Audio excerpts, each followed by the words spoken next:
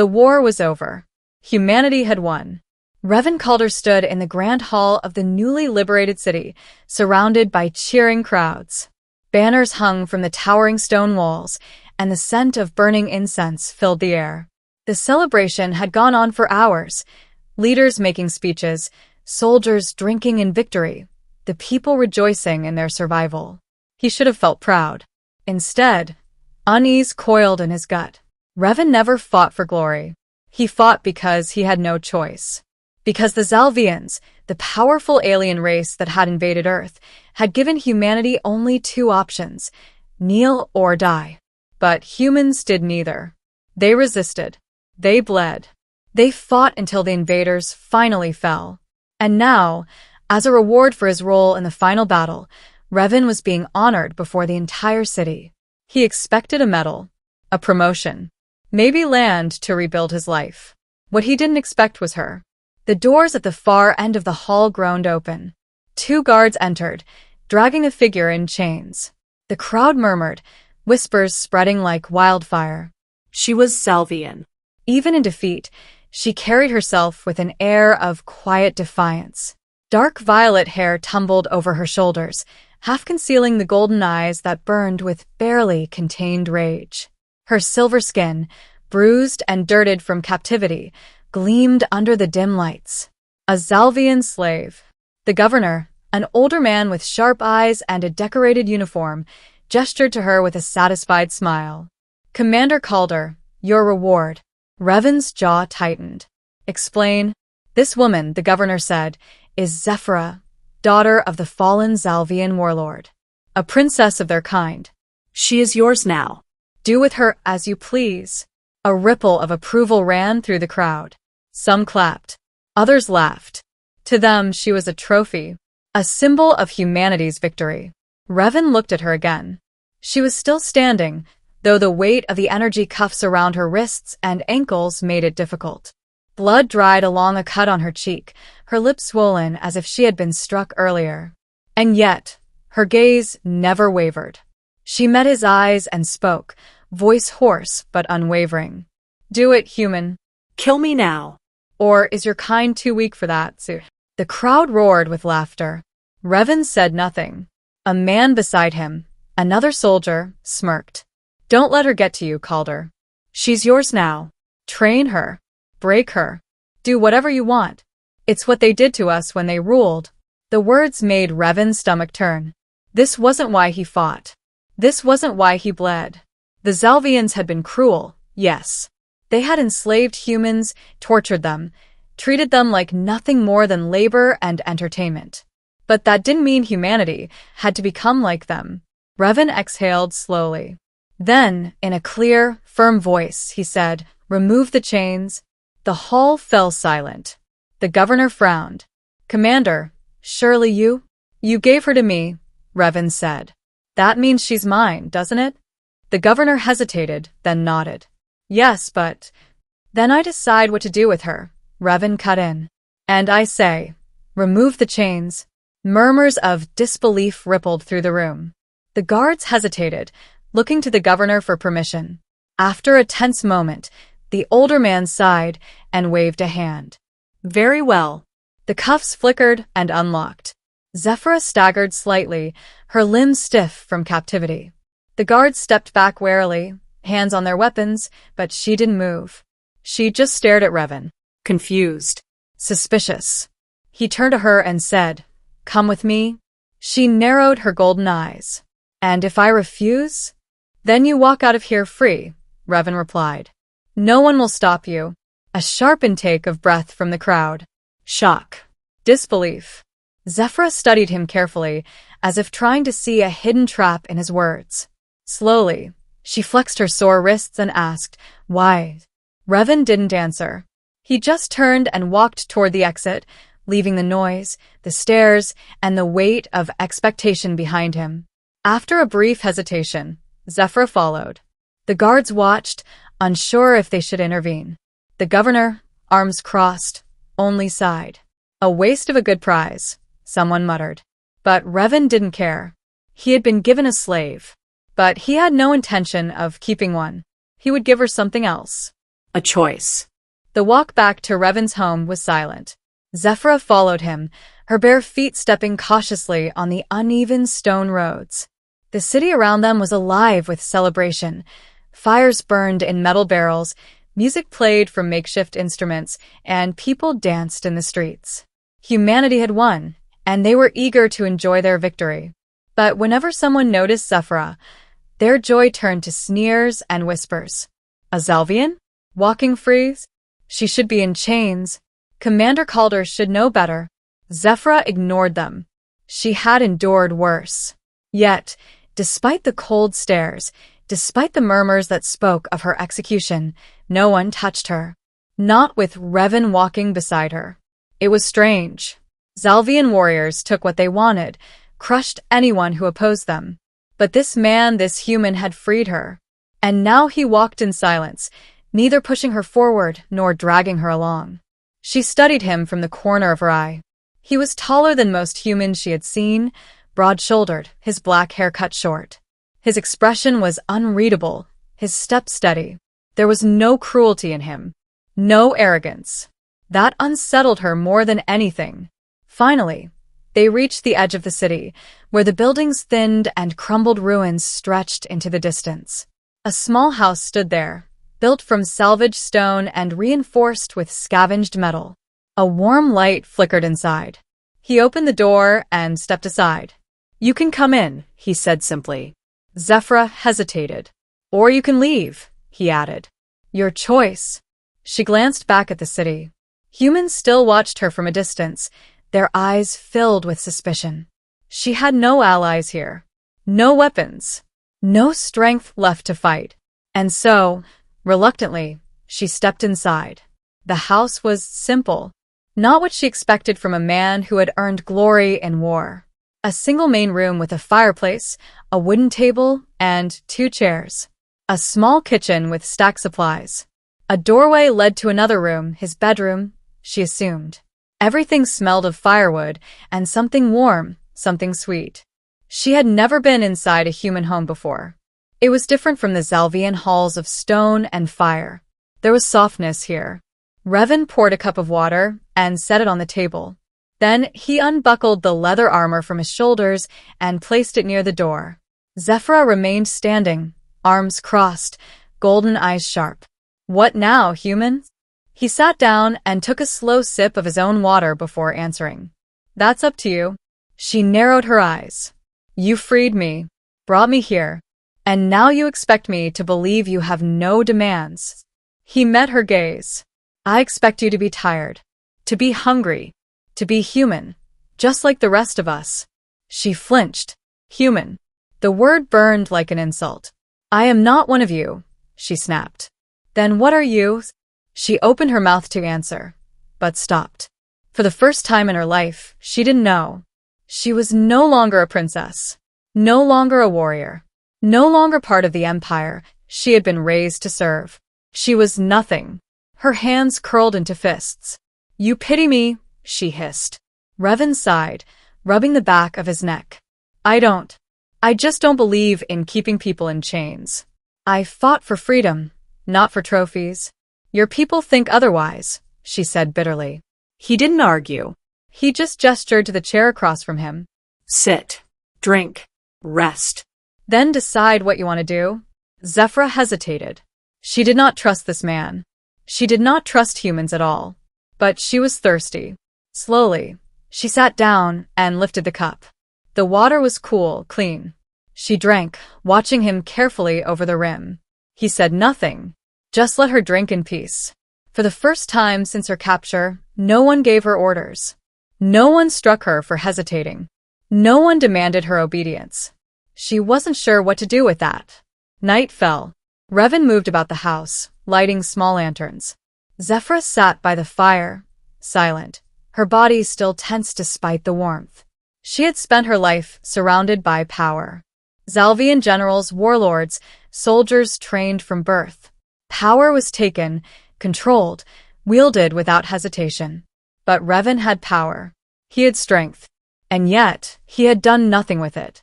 Nothing except offer her kindness. It made no sense. He placed a folded blanket near her. I don't have extra rooms, but you can take the couch. She eyed the blanket.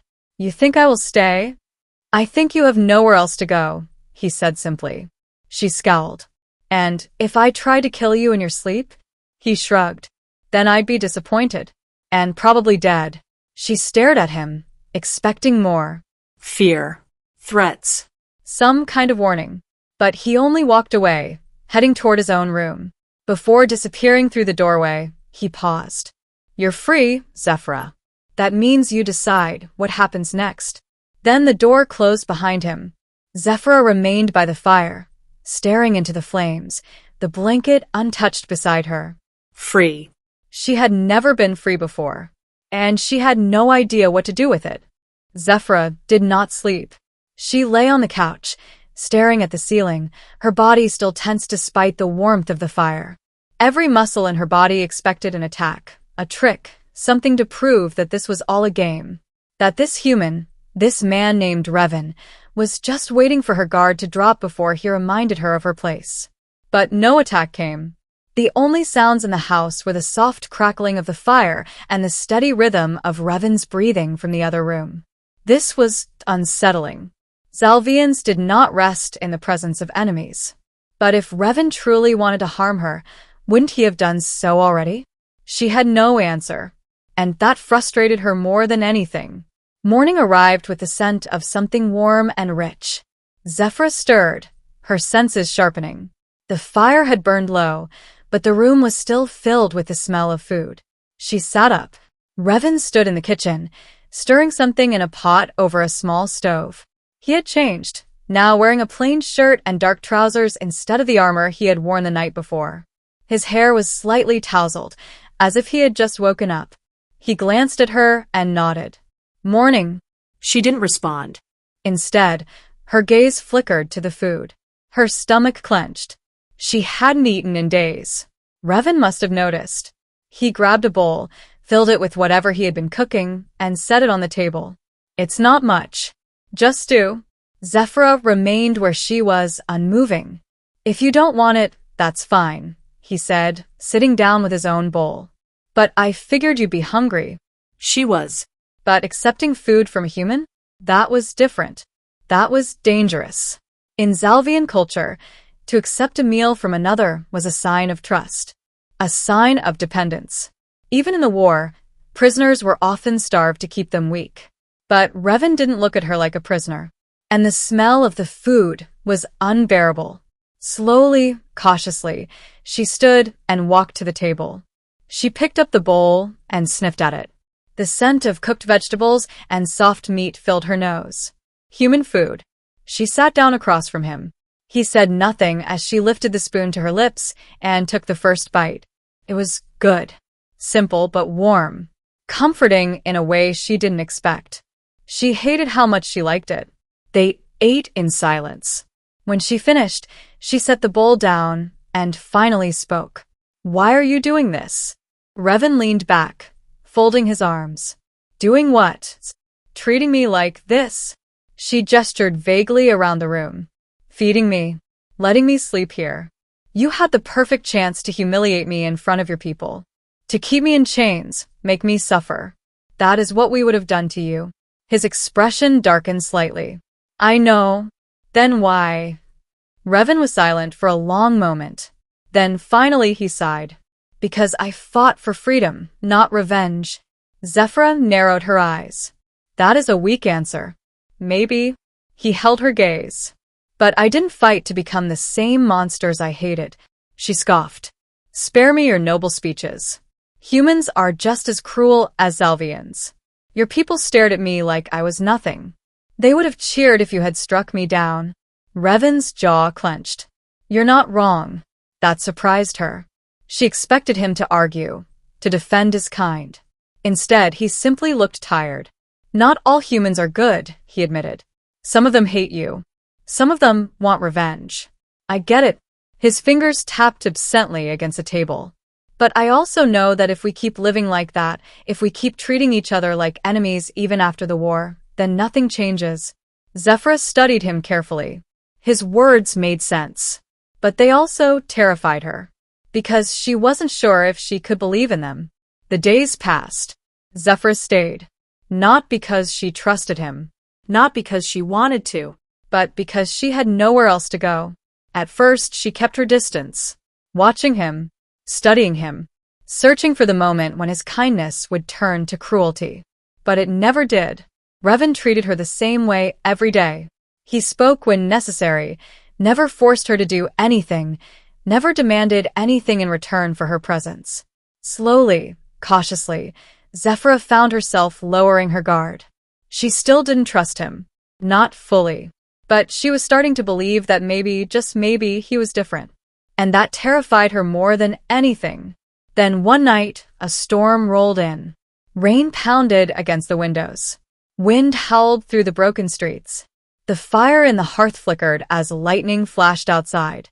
Zephyra sat by the fire, her arms wrapped around herself. She had seen storms before, lived through worse.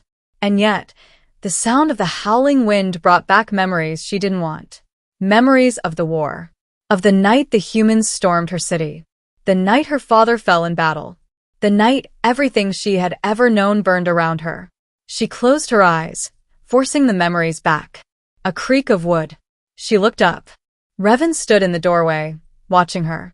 His gaze was unreadable, but there was something in it, something she couldn't place. After a moment, he stepped forward. "Can't sleep?" he asked. She hesitated, then shook her head. He sat down across from her, resting his arms on his knees. He didn't speak, didn't push her for answers. He just sat there. For some reason, that made it easier. Zephyra exhaled, looking into the fire. "I was to be married before the war." Revan blinked, clearly not expecting that. She hadn't meant to say it. The words had just slipped out. But now that they had, she couldn't stop. "He was a general," she continued. "Chosen for me. I did not love him. But love was never important. Only duty." Her fingers tightened against the fabric of her sleeve. "Then the war came. And I lost everything."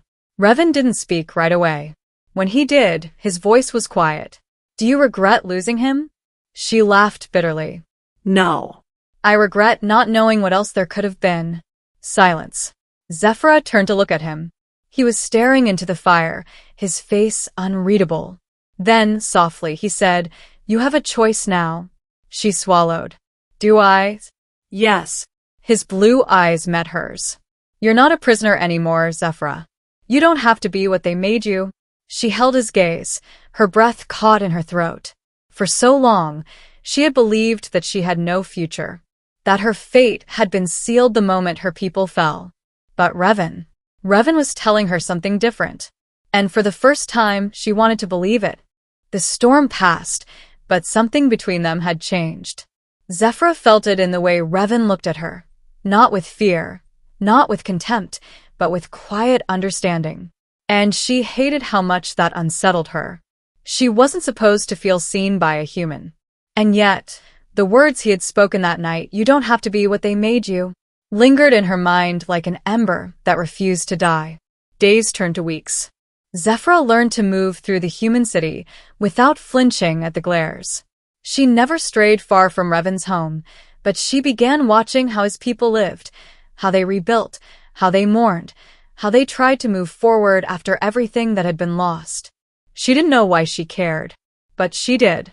She found herself helping in small ways, picking up supplies, fixing broken things in Revan's home. She scolded him when he forgot to eat after long hours of work. She wasn't sure when these small actions had started, but Revan never questioned them. He only accepted them. Just as he accepted her.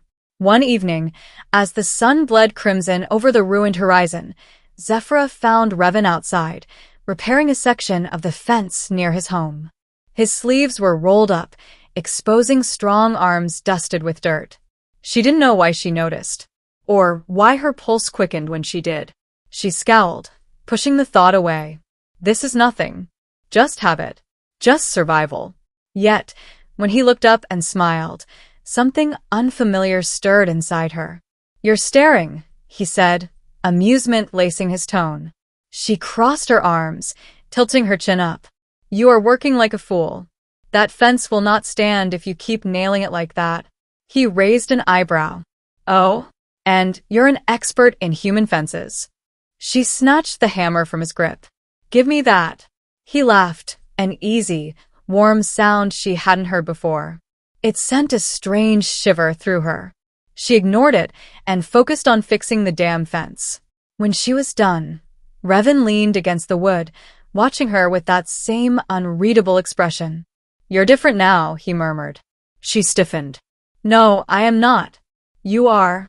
He studied her, his gaze soft but knowing. You don't hate humans as much as you did. Zephyra opened her mouth to argue, but found no words. Because he was right. And that realization terrified her.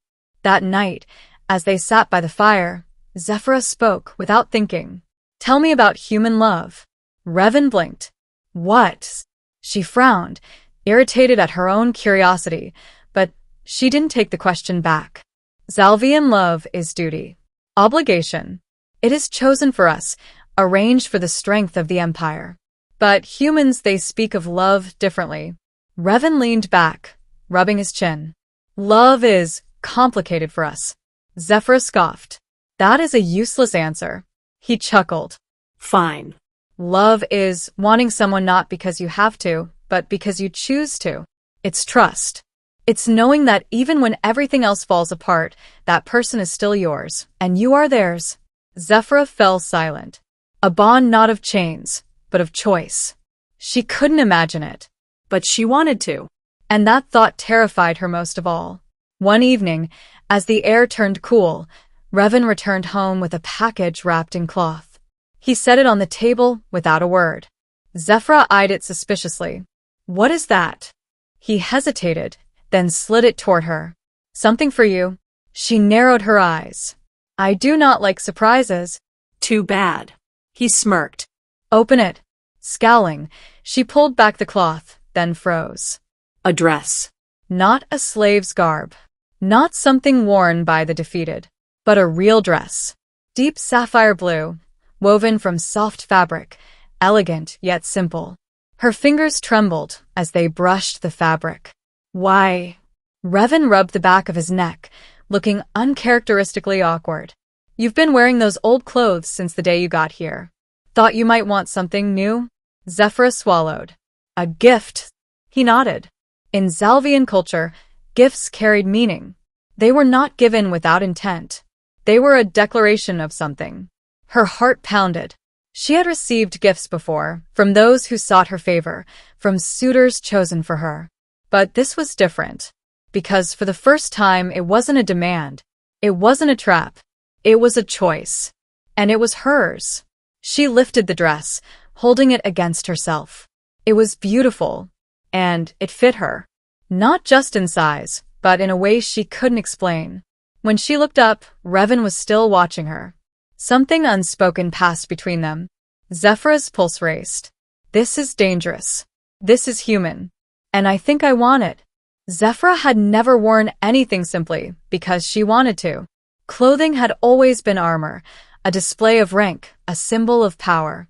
Even the chains she had once worn after her capture were meant to declare something, that she was conquered, broken, owned. But this dress meant something different. It was a choice. Her choice. And that frightened her more than any battlefield. She didn't wear it immediately. For days, it remained folded neatly on the small table in Revan's home, untouched. But she found herself glancing at it when she thought he wasn't looking. He was looking. But he never asked why she hadn't worn it yet. Never pressured her. Never expected anything. That made it worse. Because it meant this wasn't a game. He wasn't trying to win something from her. He had simply given it to her. And it was hers to accept or refuse. One evening, after Revan had gone outside to check the firewood, Zephyra stood before the mirror in his small home and finally put on the dress. The fabric was soft against her skin. It draped over her form in a way that felt right. She was no longer a prisoner. No longer a warrior bound to an empire that no longer existed. She was simply Zephyra. She ran her hands over the fabric, exhaling slowly. Then she turned toward the door. Revan nearly dropped the firewood when he stepped inside, and saw her. He stopped in the doorway, blinking, his breath catching just slightly. Zephyra crossed her arms, suddenly feeling uncertain. Say something. Revan swallowed. You look. He exhaled, running a hand through his dark hair. You look beautiful, Zephyra. A warmth bloomed in her chest, startling, unfamiliar, dangerous. You are staring human, she said, lifting her chin. He grinned. Can you blame me? She scowled, but it wasn't real. And he knew it. Because something between them was shifting. Something neither of them could ignore anymore. That night, as they sat by the fire, Zephyra felt the weight of the silence between them. Not an uncomfortable silence, but something charged, waiting. She had spent so long pushing him away, refusing to acknowledge the way he had begun to matter to her. But now, wrapped in warmth, not just from the fire, but from him, she found she didn't want to push anymore. You never answered my question, she murmured. Revan glanced at her. Which one? About love. She hesitated, then met his gaze. What does it feel like? He studied her, as if trying to decide how honest he should be. Then he spoke. It feels like home, he said quietly. Like safety. Like knowing you don't have to fight alone anymore. Zephyra's throat tightened. She had never had that. And she was afraid of how much she wanted it. The next day, Revan left early to trade supplies in the city. Zephyra remained in the house, staring at the small space that had become her home. She hadn't thought of it that way before, but it was home. Not because of the walls or the fire or the quiet peace it offered, but because he was there. And she realized, with startling clarity, that she did not want to leave. Not now. Not ever. That evening, as the sky turned gold and violet, Revan returned. He barely had time to set down his bag before Zephyra stepped toward him, her golden eyes burning with something fierce, something undeniable. Before he could ask what was wrong, she did something unexpected. She reached up, gripped the front of his shirt, and kissed him. Revan froze, his breath stolen. But only for a moment. Then his arms wrapped around her, pulling her close, deepening the kiss with a tenderness she had never known. When they finally parted, her forehead rested against his, her breath uneven. Revan's voice was rough with emotion. What was that for? Zephyr swallowed, her hands still gripping his shirt. I have made my choice. His fingers brushed her cheek. And what choice is that? She met his gaze, her voice steady. You? Zephyra had never chosen anything for herself before. Not her future. Not her battles. Not even the man she was once meant to marry. But this was hers. And she had chosen Revan. After the kiss, they had stood in silence for what felt like forever. Revan's hands still rested on her waist, warm and steady. His breath mingled with hers, the air between them charged with something undeniable. But he didn't push. He didn't assume. He only whispered, Are you sure? Zephyra exhaled. For the first time in her life, she was sure. Yes, she said, her voice firm. I am. A slow smile spread across his lips. Then he kissed her again. And this time, she let herself fall. That night, Zephyra did not sleep on the couch. She lay beside Revan, their fingers tangled between them, her head resting against his chest. The steady rhythm of his heartbeat was strangely comforting. She had once believed all humans were weak, dishonorable creatures. But now, she could not deny the truth. Revan was strong, but not in the way she had been taught to admire. Not in the way Zalvian warriors fought for power. No, his strength was different. His strength was in kindness, in patience, in the quiet, unwavering way he had let her become something more than what the war had made her. And she loved him for it. The thought should have frightened her. But it didn't. Not anymore. In the days that followed, whispers spread through the human city. People talked, some with curiosity, others with disgust. A human warrior, taking a Zalvian woman as his own? Unheard of. Unnatural. Some saw her and still looked at her as an enemy. Some saw her and feared her. And some, Zephyra knew, were simply waiting for Revan to regret his choice. But he never did. He stood beside her without hesitation, without shame. And when a group of former soldiers confronted him outside the market, their voices laced with accusation, he only shrugged and said, "I fought to be free. That means I get to choose who I stand beside. And I choose her." Zephyra had never felt more seen in her entire life. One evening, as the sun dipped low, Revan took her hand and led her to the edge of the ruined city, where the land stretched open and wild. Zephyra frowned. "Where are we going?" He only smiled. "You'll see." They walked in silence until they reached a lone tree standing against the sky. Beneath it, the earth was soft, untouched. Revan turned to her, his expression unreadable. Then, slowly, he pulled something from his pocket. A thin, woven band. Simple, yet strong. Zephyra's breath caught. Revan held it out to her. "In human tradition, when we marry, we exchange something to symbolize our bond." She swallowed. "Marriage?" His lips twitched. "It's the human way of saying, you're mine and I'm yours." Zephyra's throat tightened. A choice. A vow. Not one forced upon her, but one offered. One shared. She took the band from his hands, staring at it. Then, without a word, she lifted her wrist. And tied it there. When she looked up, Revan's eyes shone with something unbreakable. "Then it's done," he murmured. Zephyra stepped closer, her fingers brushing against his. "In Zalvian custom," she said softly, "a vow is not spoken. It is proven." Revan tilted his head. "And how do you prove it?" She smiled and kissed him. That night, as the stars burned bright, a warrior and a conqueror became something else. Something new. Something chosen. And in the end, the chains that had once bound Zephyra did not break. They simply became something stronger. A bond forged not in war, but in love. The end.